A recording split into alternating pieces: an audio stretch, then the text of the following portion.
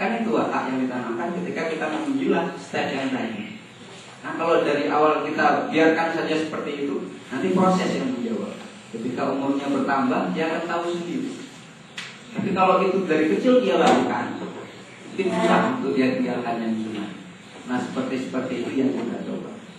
Nah peran kita sebagai guru memang sangat-sangat besar.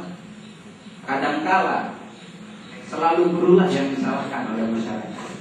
Ya Bu, ya Bapak ya. Ya kira-kira seperti itu. Entah benar, entah salah, saya juga nggak tahu. Oke Bu, kita masuk step pertama yang kita belajar itu SKL Bu ya. Coba buka mapnya Bu dan bawahnya. Ulang dari sini. Ntar kalau semua bahan di map itu kita ajar nggak siap-siap. Katanya tadi 5 tahun baru habis semua. Bagaimana membuat bahasa indikator yang bagus dalam dunia itu nggak mungkin dalam beberapa menit. Siapa ya? Nah, nanti supaya enaknya saya minta tolong Bapak dan Ibu. Biasanya kalau minta tolong itu akan ditolong. Minta tolong.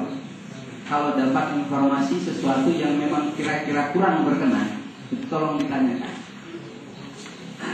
Ciri orang dewasa belajar seperti ini kan orang dewasa semua. Orang dewasa itu paling susah ya, lebih enak ngajarin anak. Percaya atau tidak, faktanya seperti itu. Yang pertama, apabila orang dewasa sudah punya informasi dalam kepala yang dianggapnya benar, terus masuk informasi baru, itu nggak mau masuk, ditolak biasanya. Terus stop dulu. Itu orang dewasa belajar. Contohnya umpamanya yang ringan seperti ini, saya contohkan sering seperti ini. Kalau ibu yakin sholat tarawih 20, terus datang saya hari bilangnya 8, mestinya ditolak. Nggak mau masuk.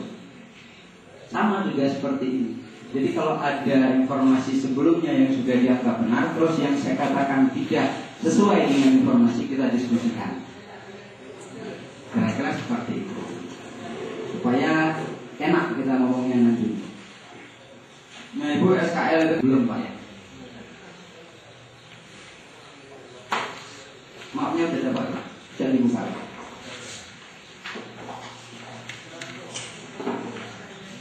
Nah sekali lagi saya tidak mengajar yang tertulis semuanya Bapak dan Ibu.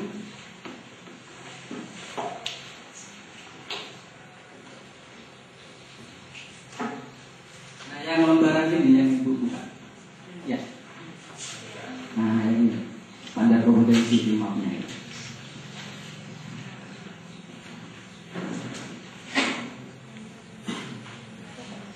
Itu katanya kalau Bapak buka lembaran-lembaran terus di belakang itu kan ada beberapa mata pelajaran. Ya. Nah, kita contohkan yang ini saja lah, karena ini mungkin yang paling gampang untuk dicontohkan mewakili yang lain-lain. Di situ ada pendidikan agama Islam.